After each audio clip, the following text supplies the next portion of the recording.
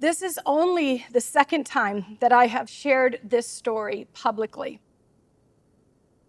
When we talk about mental health, it's a tough subject anyway, but when you add suicide into that conversation, it can be a very difficult subject to navigate.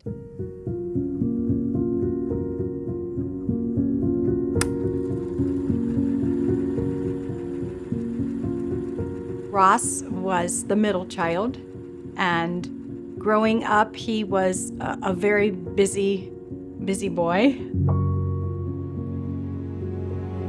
Something that we noticed about Ross early on was that Ross was very good with his hands.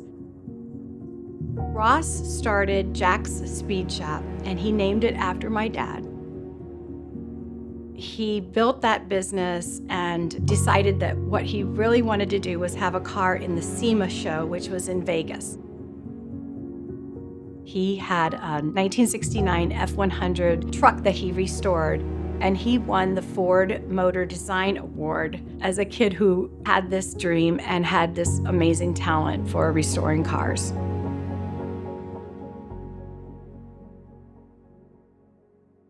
I have a brother who has struggled with mental health issues most of his adult life, so I feel like my kids could relate to it. We did not know that Ross was struggling. On Monday morning, I texted him 2 questions, but I decided, I want to be finished with this, so I called him. And he answered the phone and he said, "Mom, those tires were for Emily, and I'm in the middle of something. I'll call you right back. Love you." Click.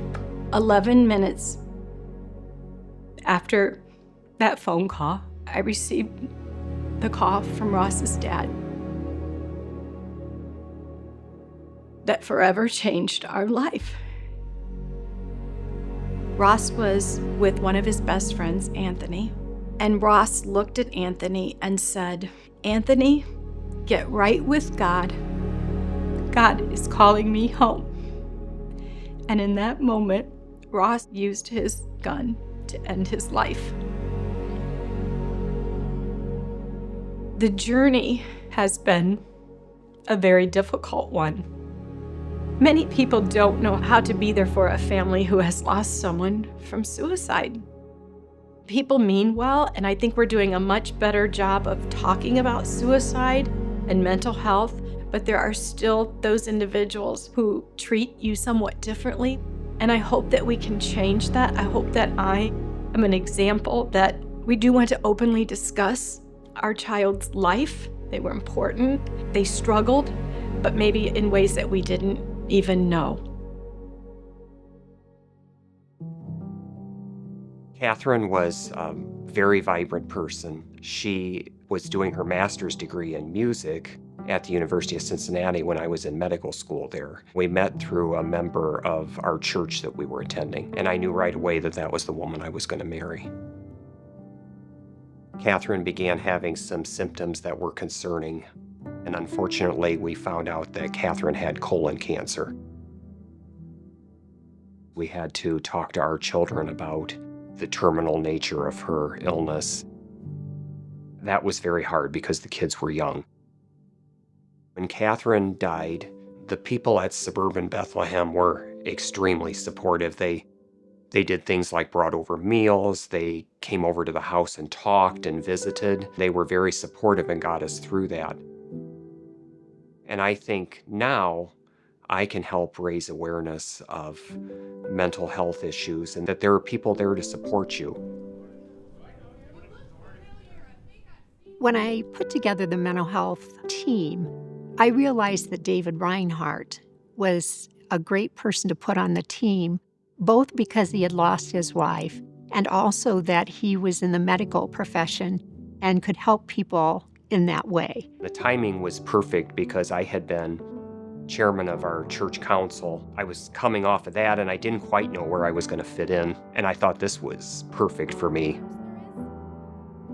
It's been impactful that he can do some of the presentations and be available, and I think that gives the congregation a man figure that they can go to.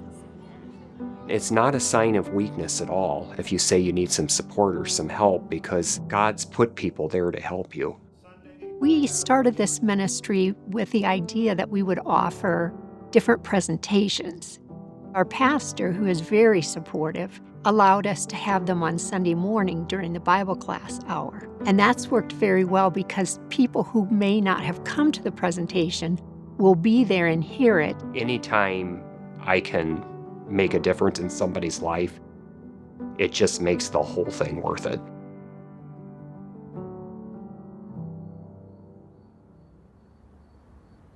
Bachelor Creek is a church in rural Wabash County.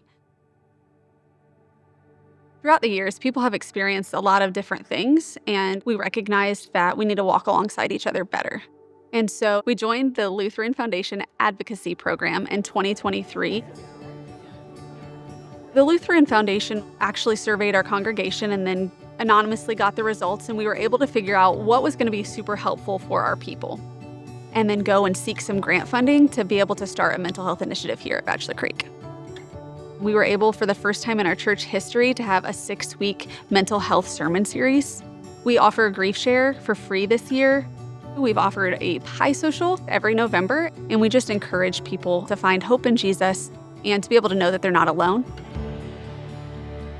As a non-Lutheran church, I have found the mental health advocacy program beneficial.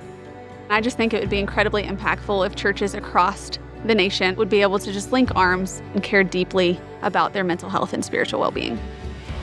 We will never have all the answers, but I have seen the benefit of sharing our story. And with Christ-centered care, comfort, and hope, the church has the opportunity to come alongside families and individuals struggling with mental health.